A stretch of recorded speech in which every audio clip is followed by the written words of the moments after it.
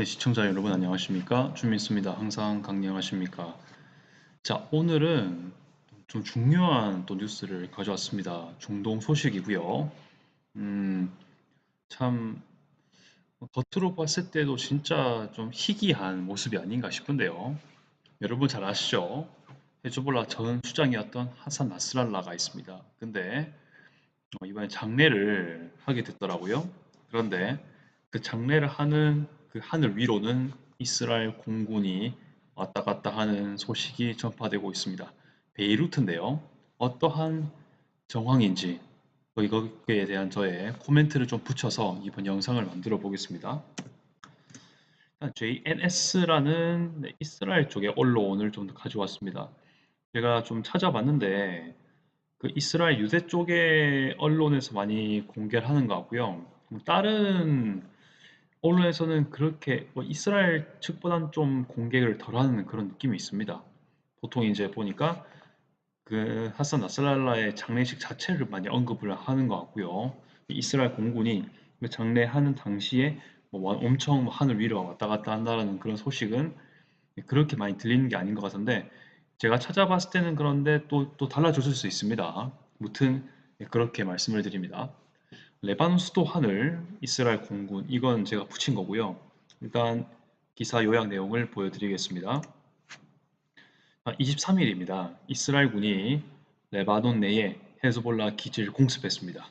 자, 이거는 어, 지금 헤즈볼라의 전수장 하산 나스랄라의 장례식이 있기 직전의 얘기가 되겠습니다. 그 직전에 아마 이스라엘 측에도 이러한 소식을 알았겠죠. 뭐 계획이라든지 이런 거는 다 알고 있었을 겁니다.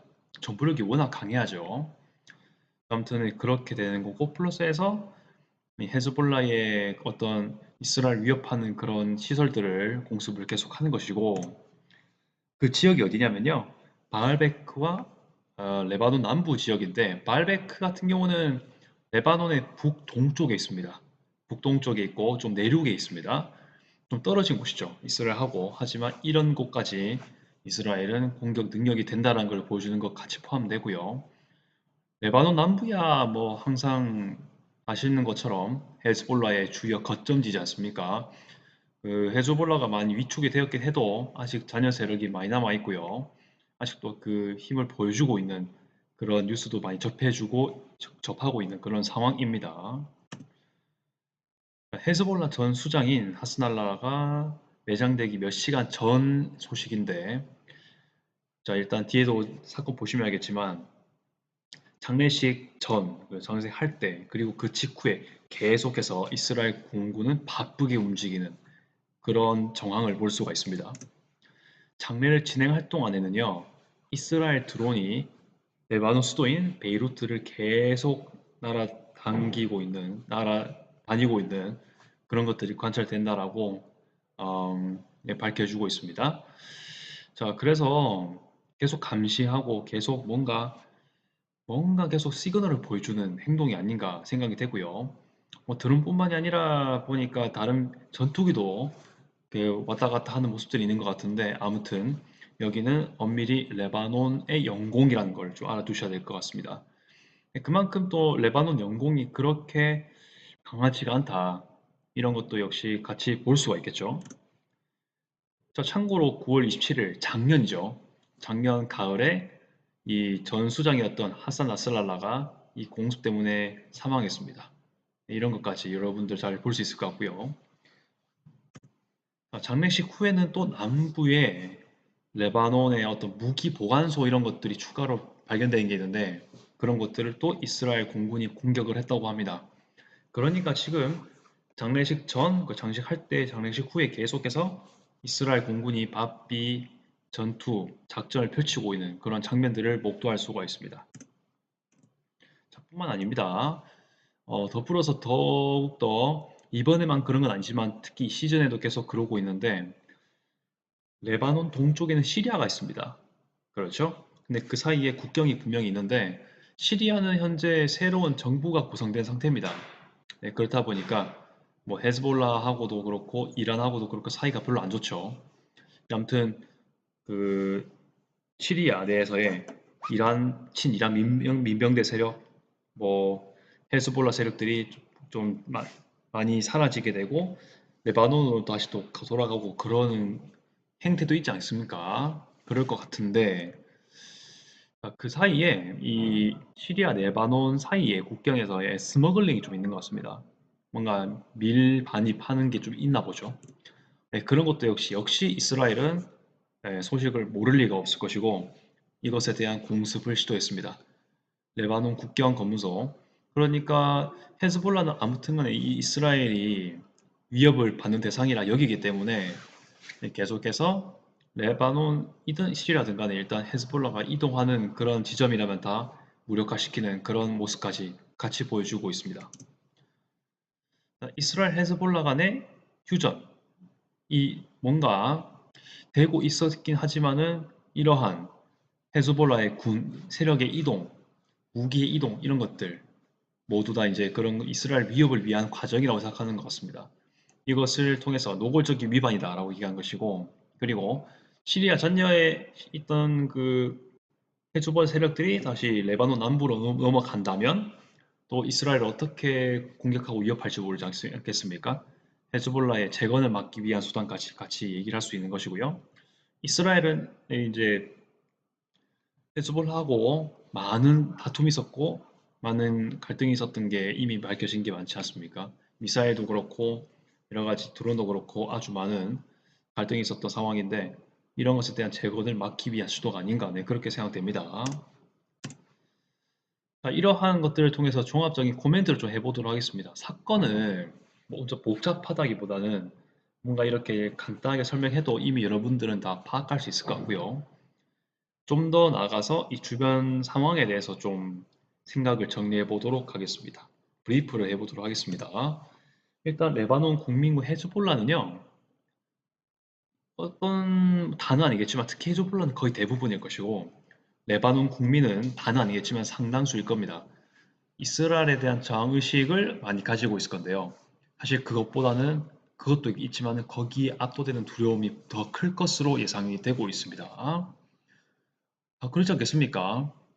어떻게 보면은 그 레바논에서 큰 영향력을 발휘하는 하나의 무장 정파 헤즈볼라의 수장이 장례식을 이렇게 치르게 되는데 그 위에 이스라엘 공군이 왔다 갔다 합니다. 그리고 그 전후 시기에 공격도 하고 있습니다. 두려울 수밖에 없겠죠. 저항의식도 크겠지만 그것을 압도하는 두려움이 분명히 있을 겁니다. 그 다음 여기에 더 오버랩되는 건요. 진화에 또 뭐가 있었습니까? 헤즈볼라 수장과 또 새로운 수장이 또 죽었습니다. 이스라엘의 공격으로 판명되는 것들이죠. 그리고 플러스해서 고위 사령관까지 이스라엘에 대한 대규모 공격을 준비하려고 했던 그런 고위 사령관까지 공격을 당했습니다. 사망했죠. 자, 더불어서 헤즈볼라들끼리 가지고 있는 것으로 판명되고 있는 워키토키, 페이저죠. 네, 그런 것들 뭔가 디지털이 아님에도 불구하고 되게 다 동시다발적으로 폭발하는 사건이 발생했습니다. 이런 것도 역시 이스라엘의 공작으로 판단되지 않겠습니까? 이런 것들을 다 종합해서 이미 이 시리아가 아니죠. 레바논 국민, 헤즈볼라는 압도당하는 두려움이 분명히 있을 거라 생각됩니다. 그 속에서 뭔가 논리도 논리지만은 그보다 더 큰 저항의식이 많이 발생할 수 있는, 그러니까 벼랑 끝으로 몰리니까 더 저항의식이 클 수도 있는 그런 여지가 있는 거죠. 무튼 이렇게 볼 수 있고, 이 하산 나스랄라 전 수장의 장례식입니다. 이것은 끝까지 이란과의 솔리다리티, 뭔가 같은 우린 하나다 이런 동일 의식을 많이 가질 수 있는 시그널을 주는 것이기도 하고 레바논 국민들에게 또 우리 헤즈볼라가 많이 투쟁을 하고 있다 이스라엘과의 다툼에서 그러면서 또 지지해달라는 그런 감정이 호소하는 것일 수도 있다는 거죠. 이스라엘에 대한 정의식을 더 기르는 더 부추기는 그런 시그널로 분명 보여줄 수 있다는 것도 같이 언급하고요. 그리고 사실은 지금 드론도 있고 그리고 공군도 왔다 갔다 하고 있고요. 그리고 헤즈볼라 이런 곳에 하산 나스랄라 등의 그런 주요 인사들의 정밀 타격이 이루어졌던 바가 있죠. 작년에도 그렇고 계속 여러 번 그랬었습니다. 이번 장례식도 역시 이스라엘이 충분히 무력화시킬 능력이 있었음을 보여주고 있는 겁니다. 이거는. 그래서 언제든 어떤 이스라엘에 반하는 움직임이 있으면요. 그대로 타격을 하겠다라는 것을 노골적으로 보여주는 것이 아닌가라고 시사가 되는 것이고요. 그리고 역시 이스라엘은 계속해서 건국 이후로 계속 방법과 약간의 패턴 다를 수 있겠지만은 같은 기조입니다. 방어적 선제 타격, preemptive strike, self-defense의 성격이 강하다. 이것이 초질관으로 이루어지고 있는 건 맞습니다. 이번에도 약간 그런 느낌이 있지 않을까라는 생각이 들고요. 그리고 이게 지금 보면요. 시리아에서 레바논으로 스머글링 되고 있는 걸 하지 않습니까? 헤즈볼라의 어떤 그 파워 그리고 무기 이런 것들이 계속 레바논으로 계속 밀입국되는 모습이 있는데 새 시리아 정부가 교체된 이후에도 역시 헤즈볼라 이란 민병대의 통제에 관해서 좀 미흡하지 않을까 아니면 방관하고 있지 않을까 전 둘 다라고 생각하고 있는데 네, 그런 것들을 시사하는데 이게 또 왜 중요하냐면요. 이스라엘은 계속 그 안보에 위협이 된다고 판단되는 것들은 바로바로 공격을 합니다. 자, 그러면요. 지금 시리아가 새 정부가 지금 바뀌었죠. 물론 당장은 이스라엘 공격하지 않겠다라는 어떤 정책을 말하고 있고요. 국내 통합이 원자라 생각하죠. 이런 중에서도 역시 이스라엘은 새 시리아긴 하지만 헤즈볼라 잔여 지역들, 뭐 세력들 있으면 바로 공습할 수 있는 그런 명분이 계속 제공이 될 수 있다는 것까지 여러분들이 좀 기억할 필요가 있습니다. 네. 이런 것들까지 모두 통합해서 여러분들에게 좀 소개해드렸고요. 코멘트 파트는 저의 개인적인 또 분석 내용이기 때문에 참고만 하셔도 될 것 같습니다. 자, 이거는 또 새롭게 기사를 본 내용인데요. 마지막에 이 시리아 관련된 코멘트와 관련된 소식이 아닐까 싶은데 최근 이스라엘 네타냐후 총리가요. 시리아 남부 지역 뭐 스웨이다 뭐 다라아라든지 뭐 골란고원의 그 동쪽에 있는 지역 여러 가지 지역들이죠.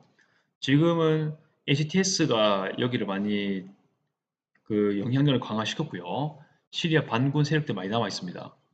그런데 이 와중에 이 지역을 비무장화된다고 얘기하고 있습니다.